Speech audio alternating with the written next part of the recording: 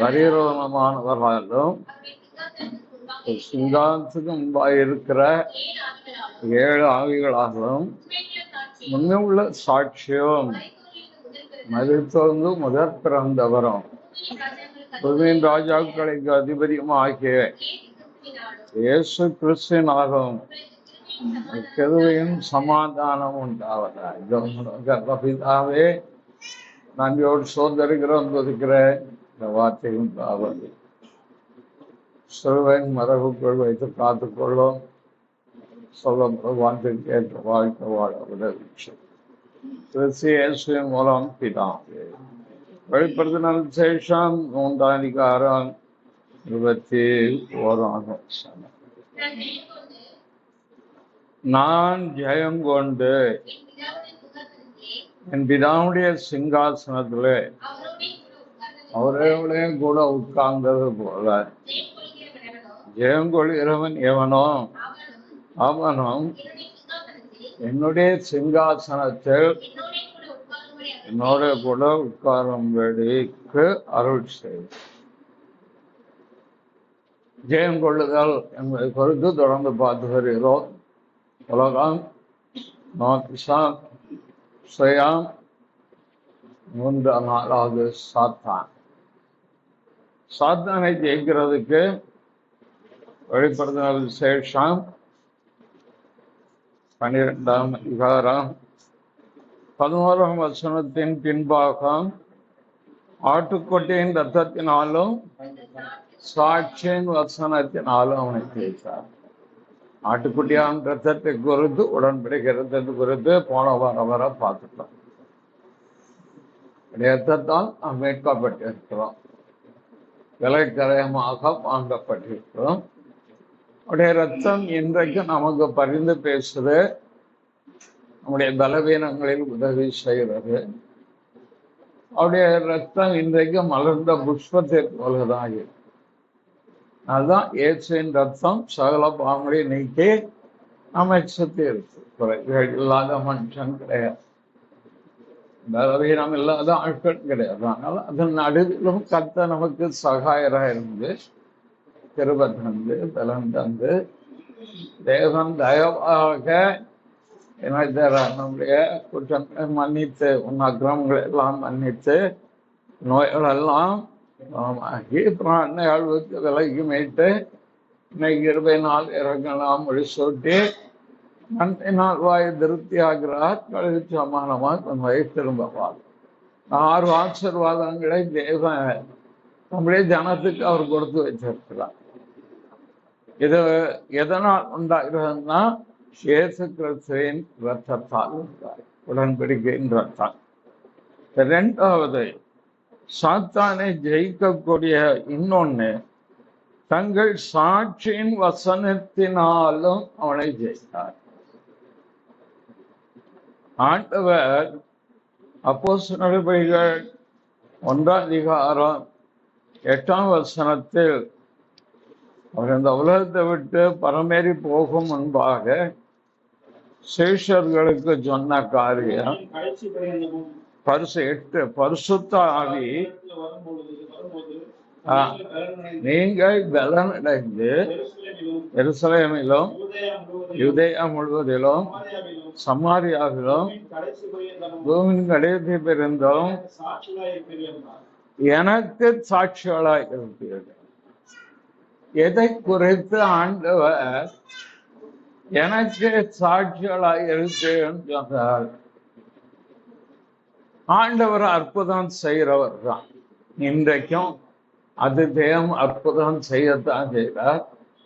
ஜீவத்திலும் அனுபவிக்கிறோம், ஊழியத்திலும் காண்கிறோம். அற்புதங்கள் நடக்கிறது, விடுதலை உண்டாகிறது, சுகம் உண்டாகிறது, வழிகள் திறக்கிறது. ஆண்டவர் காரியங்களை கைகூடி வர பண்ணுகிறார். இதெல்லாம் நமக்கு சாட்சி தான், இல்லைன்னு சொல்லல. நன்மையான எந்த ஈவும் பூர்ணமான எந்த வரமும் பரத்திலிருந்து உண்டாகி சோதிகளையும் பிதாவினிடத்தில் இறங்கி வருகிறது. ஆகவே ஆண்டவர் நன்மையான ஏவும் தருகிறார், பூரணமான வரமும் தருகிறார். ஆகவே அனுதின வாழ்க்கையில, குடும்ப வாழ்க்கையில, ஊழியத்தில், சபைகளில் தேவன் தமது கிருபை கொடுத்து நமக்கு தேவையானதை சந்தித்து ஜபத்தை கேட்டு உபவாசத்தை கேட்டு கண்ணீரை கண்டு பெருமூச்சை கேட்டு ஆண்டவர் என்ன செய்கிறார்?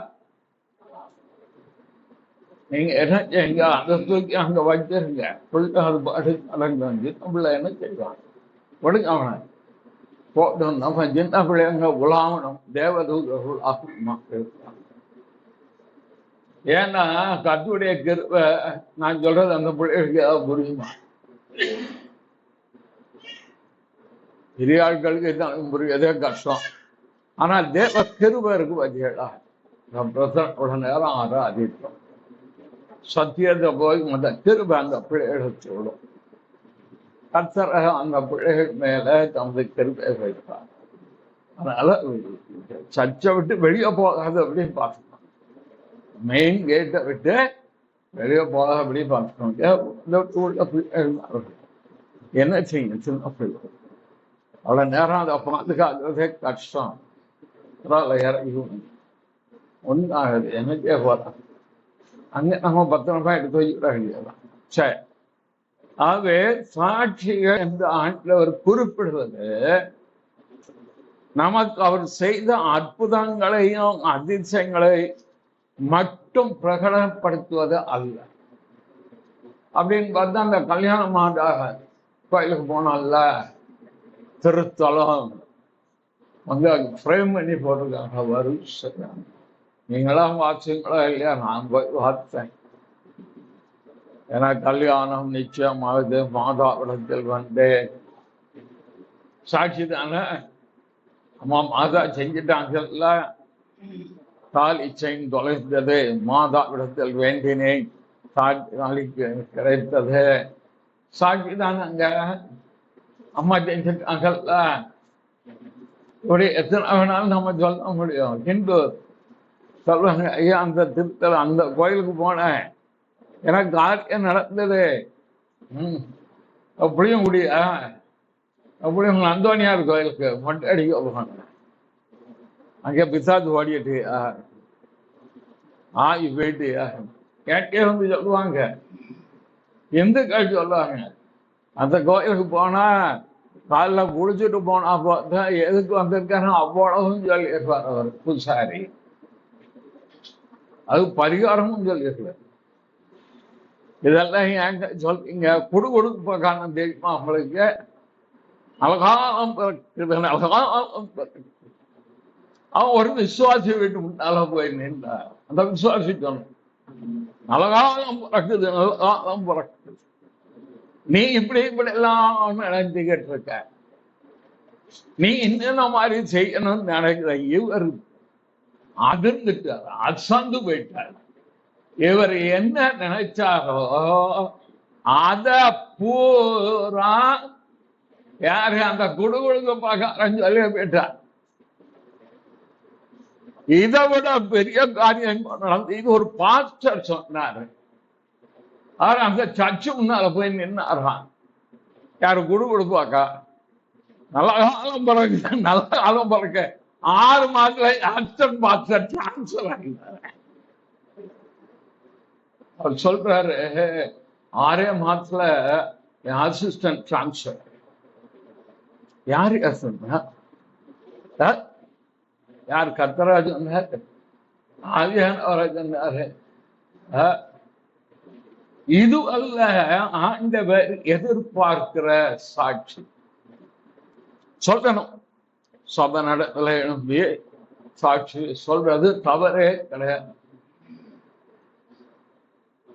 ஆண்டவர் எனக்கு வேலை கொடுத்தார், சாட்சி சொல்ற. ப்ரொமோஷன் கொடுத்தார், சாட்சி சொல்றார். தலைவலி போச்சு, சாட்சி சொல்ற. வயிற்று வலி போச்சு, சாட்சி சொல்றது தப்பு கிடையாது சார், தவறே கிடையாது. அது பிறருடைய பக்தி விருத்திக்கும் விசுவாசத்திற்கு ஏதுவாக அது சொல்லப்படுகிற சாட்சி. அந்த சாட்சியை நம்ம குறைத்து மதிப்பிடுவதே இல்லை, குறைவாக பேசுவதும் கிடையாது. ஆனா அதை பார்க்கணும் ஒரு பெரிய சாட்சி ஆண்டவர் தம்முடைய சீஷர்கள் உலகம் எங்கும் போய் சொல்லணும்னு ஒரு கட்டளை கொடுத்தார். அது பரிசுத்த ஆவியானவர் நம்ம மேல வரும்போது நாம் ஆன்மீக பலன் அடைகிறோம். ஆன்மாவிலே நமக்கு ஒரு புது பலன் வருகிறது. அந்நிய பாஷை பேசுறேன்னு சொல்றோம் பாருங்க, எல்லாம் சொல்லாதீங்க. ஆவியானவர் வரும்போது பாஷத்தான் வரும். பலவீனத்துல சாட்சியாகவும் சொல்றேன், இதுவும் சாட்சி தான். 2 நாளைக்கு முன்னால நான் ஒரு ஊழியம் செய்ய ரொம்ப பலவீனப்பட்டு போயிட்டேன். ஆவியிலையும் பலவீனம், சர்வத்திலும் பலவீனத்தாக்கி ஒண்ணுமே தேவையில்ல. போய் படுத்து ஆவியானவரே எனக்கு ஒரு பலன் தான்,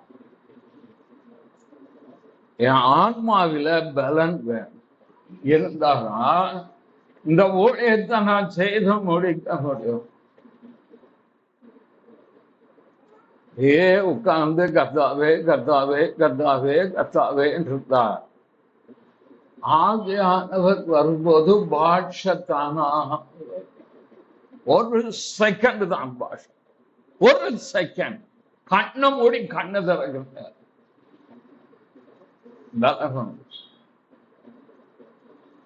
ஆவியானவருக்குள்ள அவ்வளவு பலன் இருக்குங்க.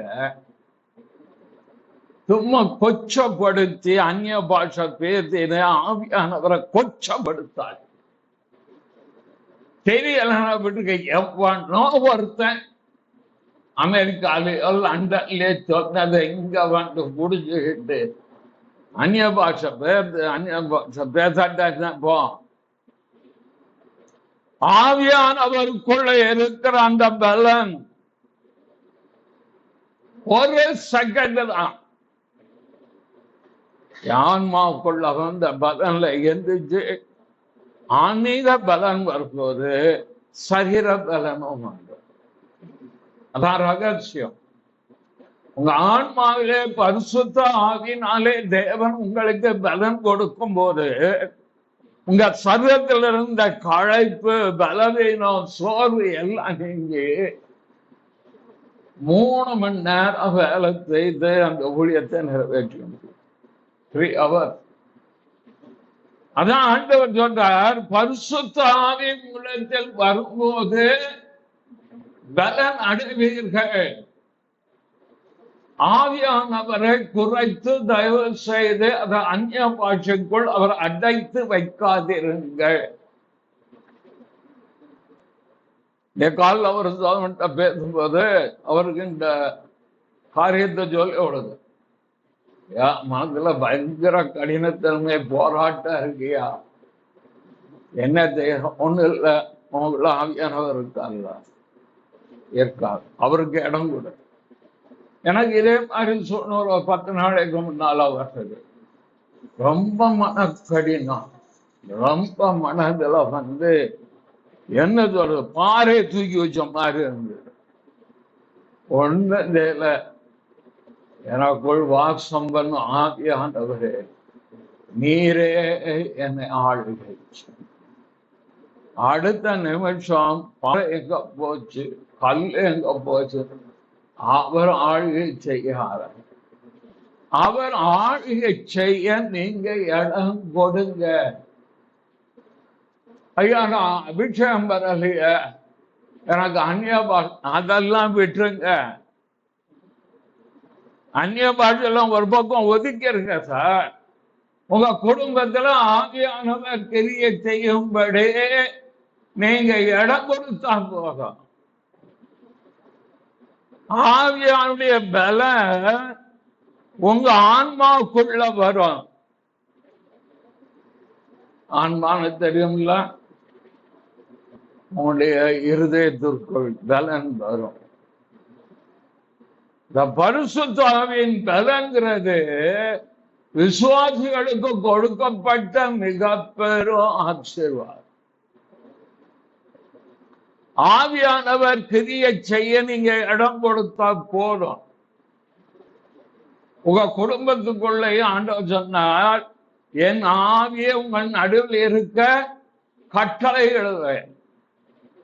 என் ஆவியானவர் உங்கள் நடுவில் இருப்பார். என் ஆவியை உங்களுக்குள் வைப்பேன், நீங்கள் அப்பொழுது உயிர் அடைவீர்கள்.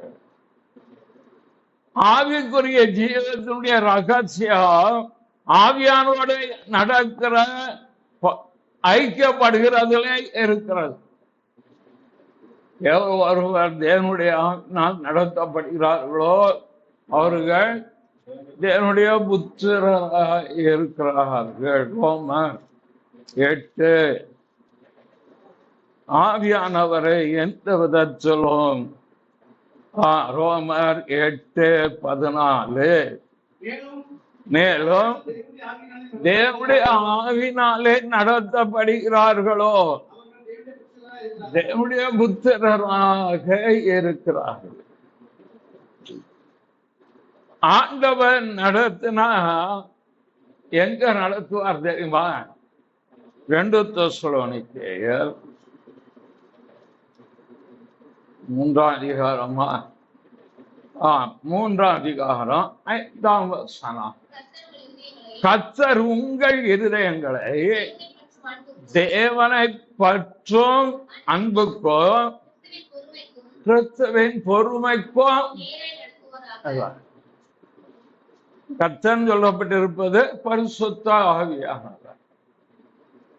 அவர் உங்களை தேவனை பற்றும் அன்புக்கு நேராக, எதுக்கு நேராக? தேவனை பற்றும் அன்புக்கு நேராகவும், அடுத்த எதுக்கு யாருக்கு நேராக? கிறிஸ்துவின் பொறுமைக்கு நேராக நடத்திட்டு போவார். ஆவியானுடைய செயல்பாடுகள் கிரியைகளை புரிந்து கொண்டால் நம்முடைய ஆவிக்குரிய ஜீவியா மகிழ்ச்சி உள்ளதால் பரிசுத்த ஆவியானவருக்குள் சந்தோஷம் இருக்கு தெரியுமா? ரோமர் ரட்சிப்புல சந்தோஷம் இருப்பது போல ரோமருக்கு எழுதப்பட்ட பரிசுத்த ஆவியினால் உண்டாகும் சந்தோஷம் ரோமல்லதான பரிசுத்த ஆவியினால் உண்டாகும் சந்தோஷம் ரோமல்ல வருதா அல்லது தெசலோனிக்கேயர் வருதா? பரிசுத்த ஆவியினால் புசிப்பும் குடிப்பும் அல்ல, அது பரிசுத்த ஆவியினால் நீதியும் சமாதானமும் பரிசுத்த ஆவியினால் உண்டாகும் சந்தோஷமாய் இருக்கிறது.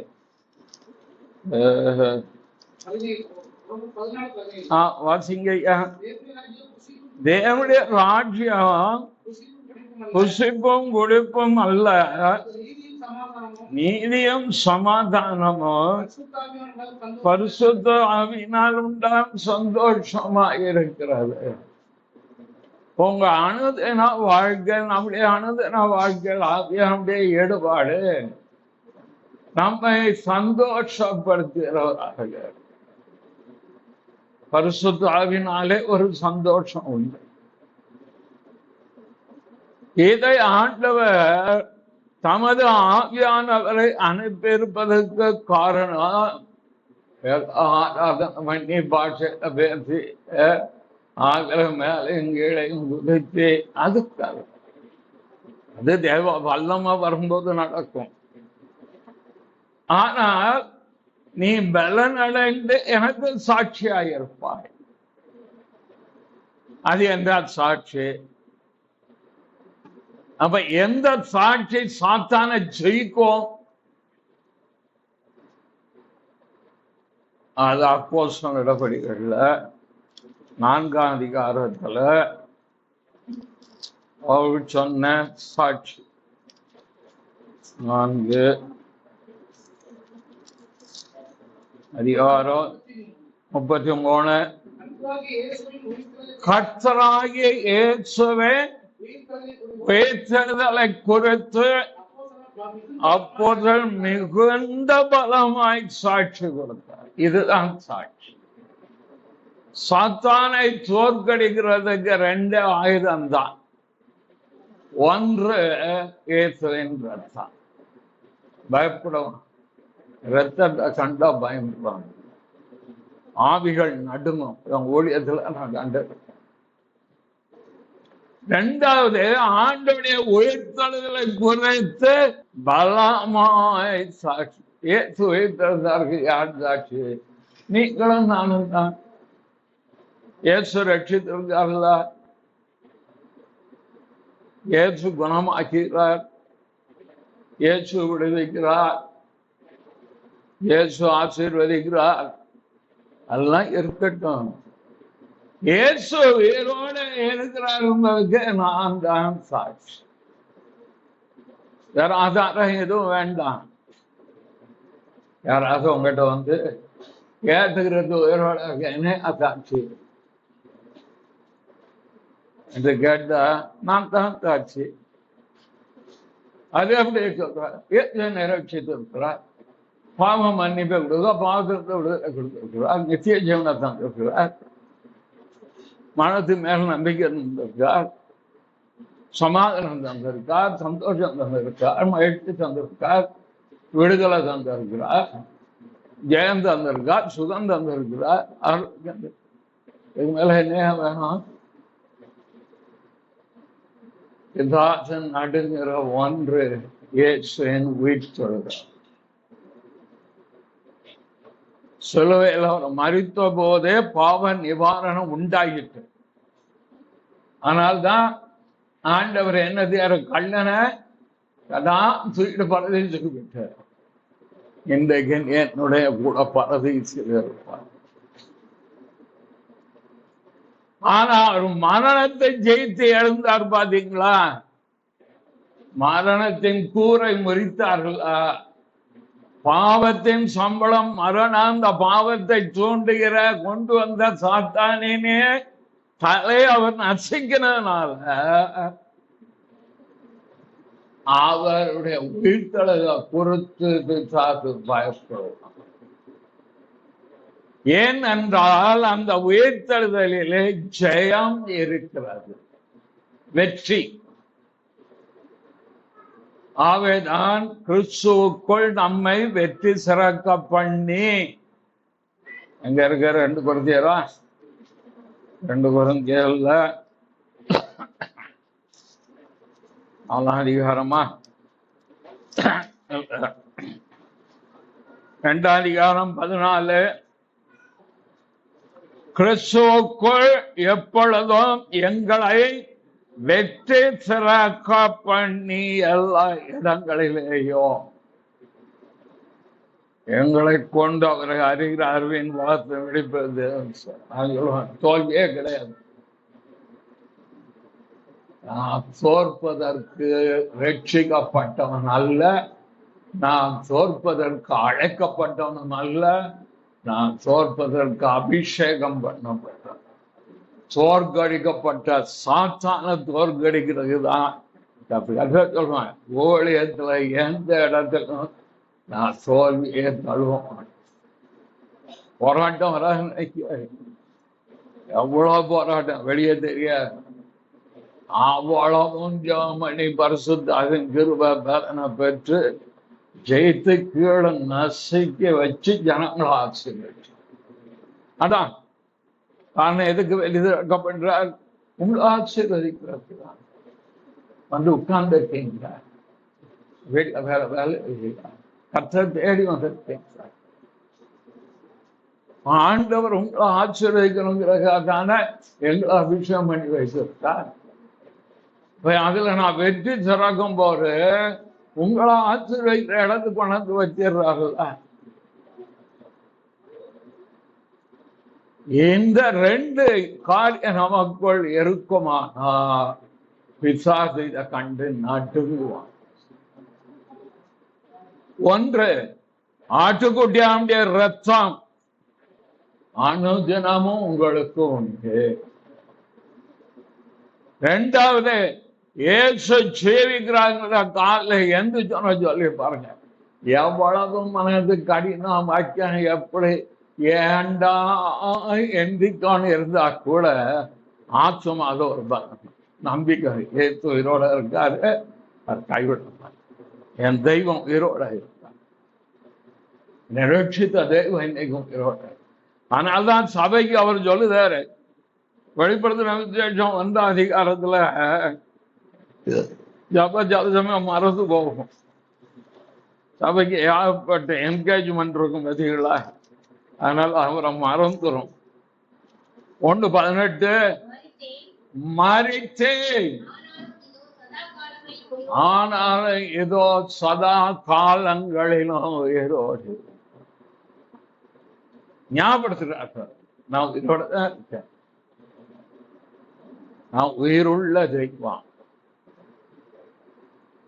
உனக்கு உயிர் கொடுக்கிற தெய்வம், நான் வாழ வைக்கும் தெய்வம், உனக்காக நான் மரித்த, உனக்காக நான் உயிரோடு. ஆனால் ஆண்டவர் சொல்ற, நீ பயப்படாத. அதுக்கு முந்தின சொல்ற, பயப்படாதே, நான் முந்தினவரும் பிந்தினவரும் உயிருள்ளவருமாய் இருக்க, நீ ஏன் பயப்படுற? ஏன் எதிர்காலத்துக்கு கொடுத்து பயப்படுற?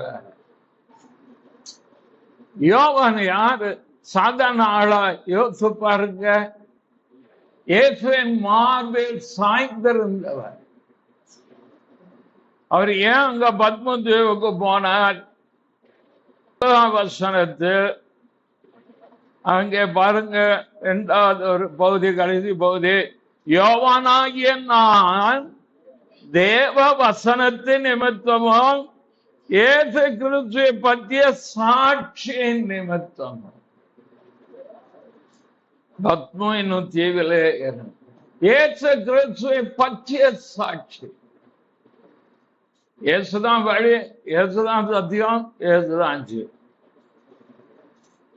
அவரைத்தான் வணங்குவேன், வேற எவரையும் நான் வணங்க மாட்டேன் என்ற அந்த சாட்சி நிமித்தம் அவர் துன்பப்பட்ட. வாழ்க்கையில கஷ்டம் வரலாங்க. 2 காரியத்தின் நீங்கள் வசனத்தை கைக்கொள்கிறது நிமித்தம் உபத்திரம் வரலாம். உண்மையா இருந்து, நீதியா இருந்து, நான் லஞ்சம் வாங்க மாட்டேன், நான் உண்மையாத்தான் செய்வேன், நான் ஆள் பகைப்பாங்க.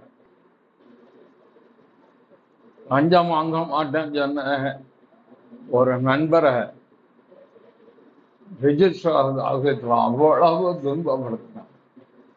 அதனால அந்த வேலையை அவர் ரிசைன் பண்ணிட்டு, வேண்டாம், இதுல இருந்தா நம்ம உண்மையா இருக்க முடியாது.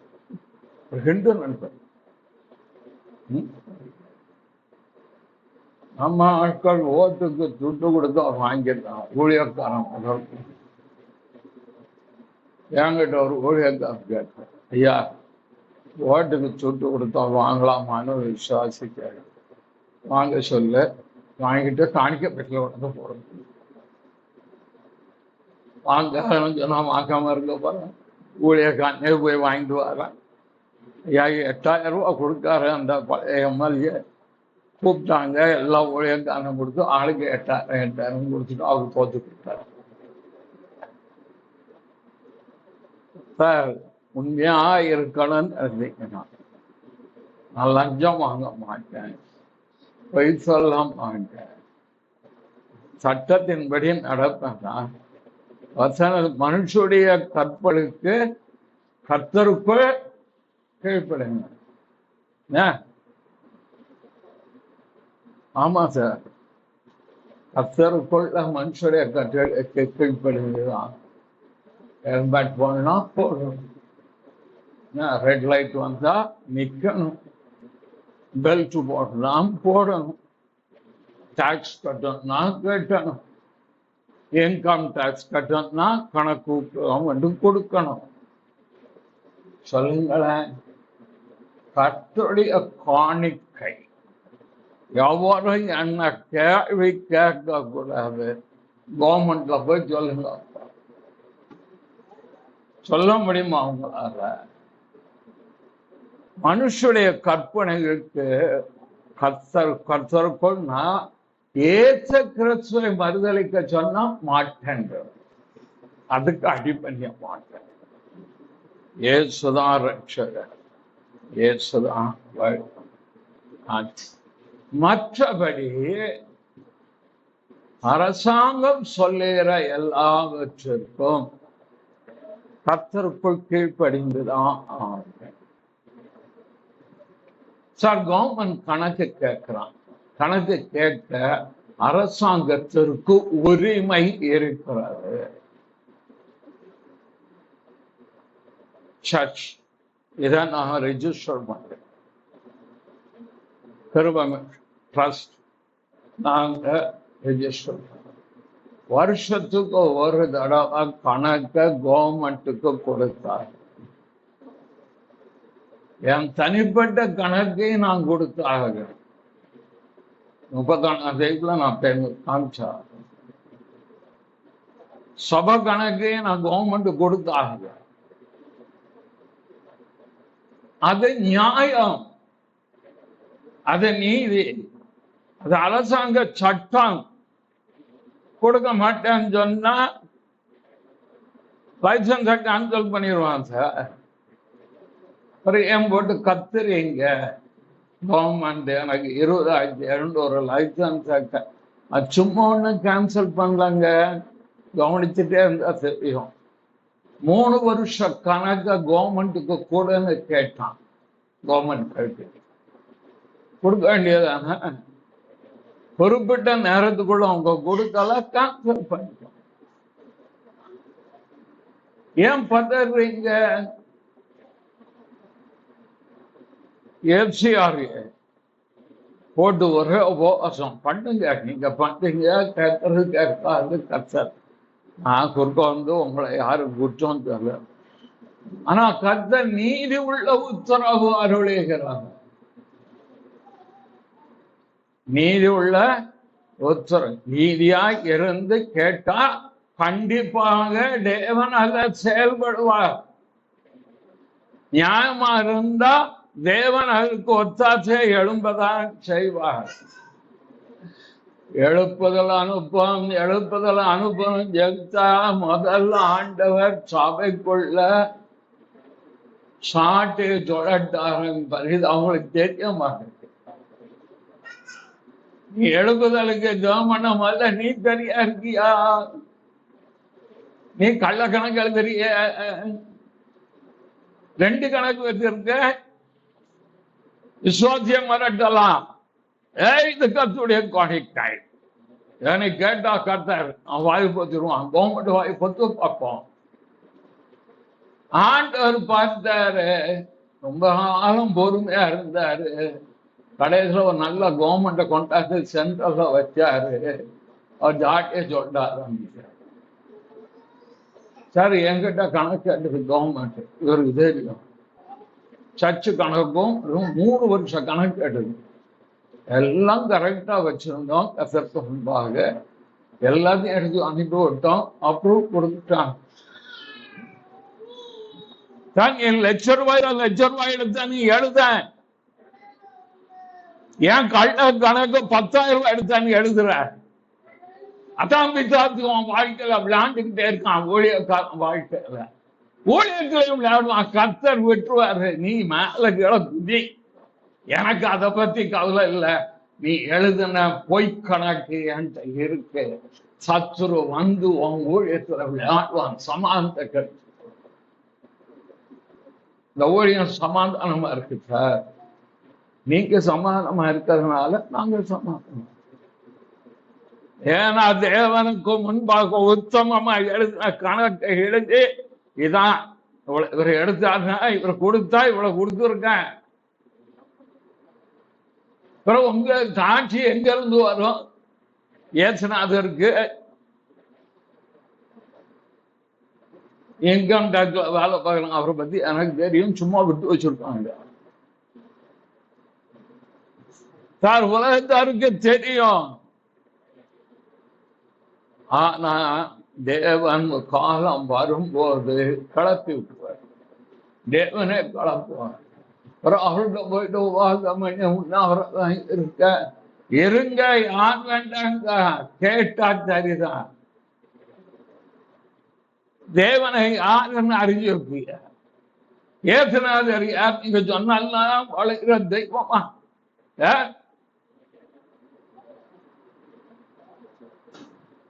அவர் சொன்னபடி நடக்கிறது கிடையாது, உண்மையா இருக்கு. தேவனுக்கும் முன்பாகும் மனுஷர் முன்பாகும் குற்றமற்ற மனசாட்சி பரிசுத்த ஆவியிலும் ஒருவன் நடத்தப்பட்டான் பொய் சொல்ல மாட்டான் சார். சத்திய ஆவியானவர் பரிசுத்த ஆவிக்குள் ஒருவன் வாழ பழகிட்டா அவனால அநீதி செய்யவே முடியாது. ஊழியத்தான் மேடையில வந்துட்டு அந்நிய பாஷை பேசுறது, மேடையில வந்து ஜனங்களை சும்மா அந்நிய பாஷை பேசுறது. எங்க இருந்து வந்தாரா? யார் அவர்? கர்த்தர், ஜீவனுள்ள தேவன். அவங்கள வந்து வாதம் திருத்துறாருல, கொல்ல செய்யக்கூடாது, தடுப்பார். நீ செய்கிற அநீதி தேவனுடைய நீதியை வழங்க பண்ணுமானால் தேவன் அநீதிக்கு காரணம், தேவன் அநீதிக்கு காரணம் இருந்தால் அவர் நியாயம் தீர்ப்பது எப்படி? நீ தானே செய்ய சொன்னீர், கள்ளக்கணக்கில் சொன்னீர் சொல்லிடுவோம். ரோமர் 3 ஊழியக்காரங்க ஒழுங்கா இருக்க, ஏன்னா ஊழியக்காரங்களுக்கு பிரதங்கம் பண்ண வச்சிருக்க. 20ஆம் தேதியும் போறேன், நான் சூப்பரா பேசுறேன். விசுவாசி பிந்தி வந்தா சீக்கிரம் வந்தா நான் ஆசீர்வாதம். இங்க நீங்க எத்தனை மணிக்கு வந்தீங்க? போன பிந்தி வந்த எல்லாம் 10 மணி, நான் 11 மணிக்கு வந்து நிற்கான். ஊழியக்காரன் 10 மணிக்கு கூட்டம், 11 மணிக்கு 11 10. இப்ப நீயே பிந்தி வந்தன்னா சபா விசுவாசி எப்படி முந்தி வருவான்? நான் சுக்காச்சு வந்தேன், எவ்வளவு கடினம் அல்ல சொல்ல. ஆச்சாரின்னு எப்படியா ஜனங்களும் அப்படியேதான். நீயே ஒழுங்கல்ல, நீ போய் ஜனத்தை போய் ஒழுங்கா இருக்குன்னு சொன்னா கதைய நீயே சரியா இல்லையா? என் ஊழியக்காரன் பரிசுத்தாவிய பெற்றவன், மேலே கீழே குதிக்க. உனக்கே ஒழுங்கல்ல, உனக்கே நேரத்தை கடைபிடிக்க முடியல, நீ போய் ஜனத்துக்கு என்னத்த சொல்ற? பரிசுத்த ஆவியானவர் வரும்போது இயேசுவின் உயிர்த்தெழுதலை குறித்து பலமாய் காட்சி கொடுக்கிற வாழ்க்கை. இங்க கள்ளக்கணக்கு எழுதிக்கிட்டு லோக்கல் ஒரு ஜட்ஜில் ஒரு சிஸ்டர் என்கிட்ட வந்தது, நான் 2 ரசீது போட சொல்றாங்க. என்னன்னா 1000க்கு 2000 கொடுத்து 4000 எழுத வச்சு. நீ என்ன சொன்ன? நான் எனக்கு அந்த சர்ச்சில் வேலை செய்ய வேலை சொன்னது யாரு? பாஸ்டர். வெக்கமா இல்லை? ஒரு விசுவாசிட்ட போய் கள்ளக்கணக்கு சொல்ற வெக்க கேடு. அந்த விசுவாசி உத்தமமா இருக்கு, நான் போய் சொல்ல மாட்டேன். நீ எழுத சொல்றது 2 கிடைக்கும், ஒண்ணு தப்பு இல்லை. பிசினஸ் 2 எழுதுறான் ரசீது,